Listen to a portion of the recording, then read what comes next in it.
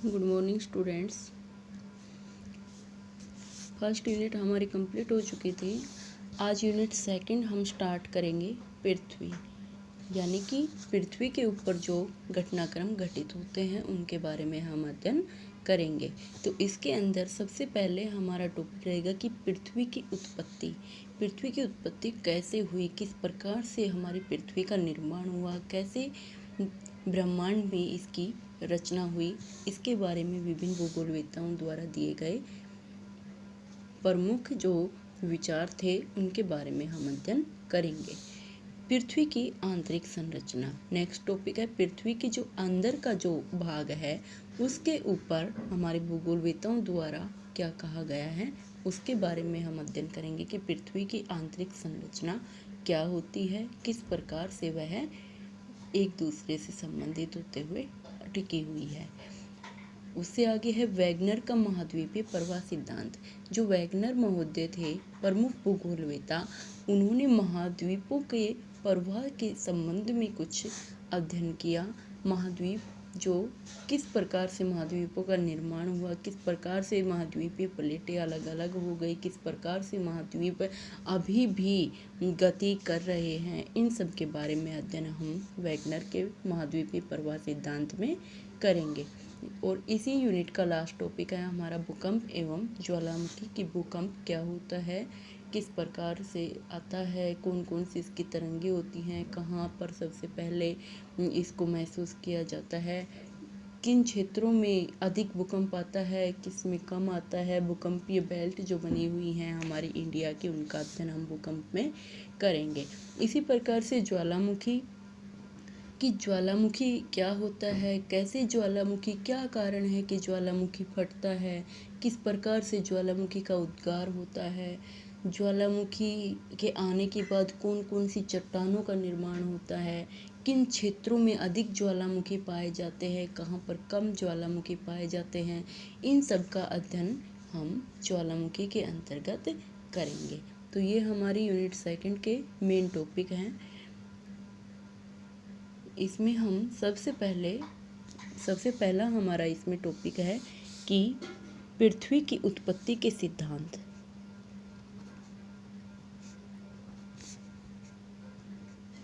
पृथ्वी की उत्पत्ति के प्रमुख सिद्धांत जो प्रमुख विद्वानों के द्वारा, भूगोलवेत्ताओं के द्वारा दिए गए हैं उसके बारे में हम अध्ययन करेंगे। तो इसके जो सिद्धांत हैं वो अलग अलग भूगोलवेत्ताओं ने अपने अलग अलग तरीके से अपना विचार प्रकट किया है।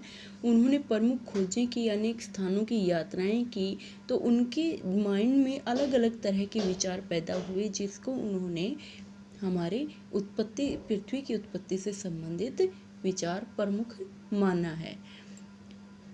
उनके अनुभव के आधार पर उन्होंने अलग अलग तरीके से पृथ्वी की उत्पत्ति से संबंधित विस्तार किया है। तो इसमें सबसे पहले आता है कास्ते दी बफन का सिद्धांत।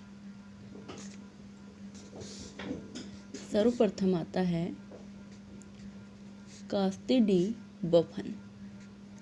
कास्ते डी बफन ने 1749 में सर्वप्रथम पृथ्वी की उत्पत्ति से संबंधित सिद्धांत के बारे में अपने विचार प्रस्तुत किए। इन्होंने बताया कि एक विशालकाय धूमकेतु, यानी कि बहुत बड़े आकार का धूमकेतु आकाशीय पिंड था जो जाकर के किससे टकराया, सूर्य से टकराया। ठीक है, एक धूमकेतु पिंड था जो जाकर के सूर्य से टकराया और सूर्य से टकराने के पश्चात अत्यधिक मात्रा में पदार्थों का क्या हुआ, उत्सर्जन हुआ, यानी कि उससे अत्यधिक पदार्थ जो उसके अंदर विराजमान थे वो निकलने लगे। किससे? धूमकेतु से।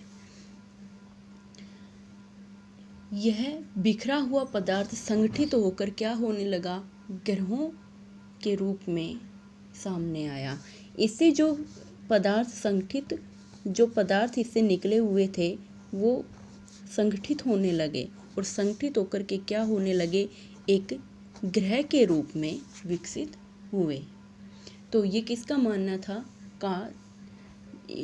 कास्ते दी बफन का 1749 में इन्होंने बताया कि एक धूमकेतु पिंड था जो जाकर के सूर्य से टकराया।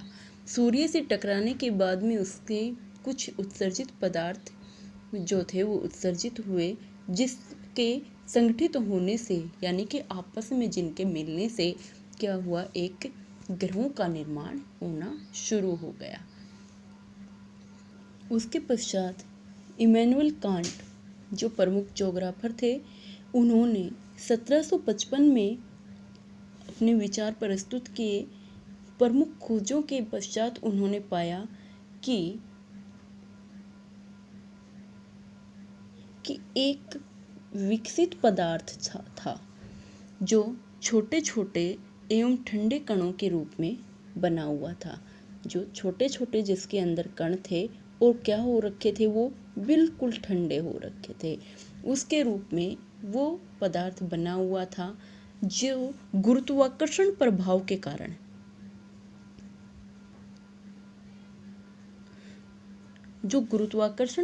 के कारण एक दूसरे की ओर आकर्षित हुए। यानी कि अनेकों ऐसे पदार्थ थे जो छोटे छोटे ठंडे कणों से मिलकर के बने हुए थे। गुरुत्वाकर्षण प्रभाव जब उनके ऊपर प्रभावित हुआ तो वो एक दूसरे की ओर क्या हुआ, खिसकने लगे। एक दूसरे की ओर जैसे ही वो खिसकने लगे तो इन कणों का जो कोणीय वेग था और तापमान इस स्तर तक बढ़ गया, इनका कोणीय वेग यानी कि इनका चलने की जो सीमा थी वो, और इनका तापमान क्या हुआ, अत्यधिक मात्रा में बढ़ गया। अत्यधिक मात्रा में इनका तापमान और वेग बढ़ जाने के कारण ये गैसीय अवस्था, इन्होंने कौन सी अवस्था ले ली, गैसीय अवस्था ले ली। गैसीय अवस्था में ये रूपांतरित हो गए और गैस के पिंड के रूप में फिर ये जाने लगे। क्या बताया इमैनुअल कांट ने 1755 में कि कुछ ऐसे पदार्थ जो ठंडे और छोटे छोटे कणों से मिलकर के बने हुए थे, उनके ऊपर गुरुत्वाकर्षण प्रभाव जब प्रभावी हुआ तो गुरुत्वाकर्षण प्रभाव के कारण इन पदार्थों का वेग और इनका तापमान बढ़ने लगा। इनका वेग और तापमान अत्यधिक मात्रा में बढ़ने पर ये गैसीय अवस्था में परिवर्तित हो गए। और गैसीय अवस्था में परिवर्तित गैस क्या होता है, गैस का एक गोला होता है जो कभी अगर किसी चीज़ से टकरा जाए तो क्या होती है, उससे बहुत अधिक मात्रा में क्या निकलते हैं, तापमान, उससे गर्म जो पदार्थ होते हैं वो उससे बाहर निकलते हैं। उसके पश्चात आता है, इसके पश्चात लाप्लास जो प्रमुख भूगोलवेत्ता थे, इन्होंने अपनी निहारिका परिकल्पना दी जो 1796 में दी थी। ये सन भी आपको याद रखनी है। निहारिका परिकल्पना 1796 में लाप्लास के द्वारा दी गई। इन्होंने बताया कि कुछ पदार्थ जो गर्म गैसीय पिंड का रूप ले चुके थे, कुछ पदार्थ जो छोटे छोटे कणों से मिलने के पश्चात उनका वेग और तापमान बढ़ने के बाद जो गर्म गैस के पिंड के रूप में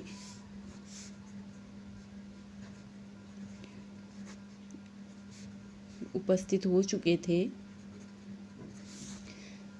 उन्होंने उन पर अपकेंद्रीय बल के कारण क्या होने लगे, वो विषुवत रेखा की ओर केंद्रित होने लगे। विषुवत रेखा आपकी विषुवत रेखा भूमध्य रेखा जो आपके 0 डिग्री अक्षांश पर स्थित है।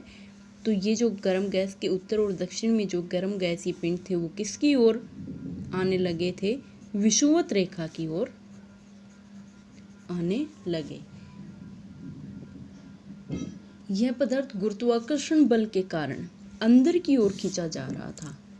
जब इनके ऊपर गुरुत्वाकर्षण बल लग रहा था तो ये अंदर की ओर खींचते हुए चले आ रहे थे, किंतु अपकेंद्रीय बल जो एक बल और इनके ऊपर कार्य कर रहा था, जो अपकेंद्रीय बल था, उसके प्रभाव से ये अधिक तीव्रता से विषुवत रेखा की ओर खींचकर आने लगे, जो विषुवत रेखा के ऊपर आकर टिक गए थे।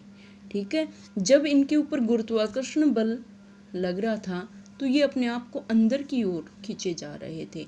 इनके अंदर जो गैसीय पिंड था, जो प्रमुख पदार्थों से बना हुआ, प्रमुख कणों से बना हुआ जो पिंड था, वो अपने को अपनी ओर खींच रहा था, अपनी अंदर की ओर।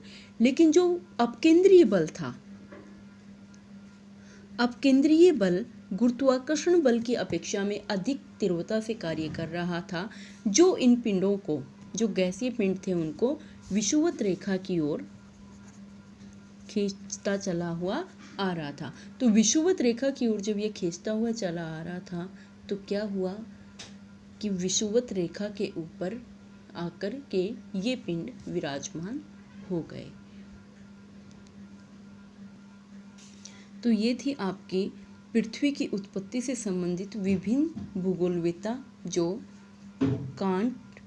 कास्ते दी बफन, इमैनुअल कांट, लाप्लास, सभी के द्वारा अलग अलग प्रकार से इसकी जो उत्पत्ति से संबंधित जो वर्णन था वो विस्तार से किया गया।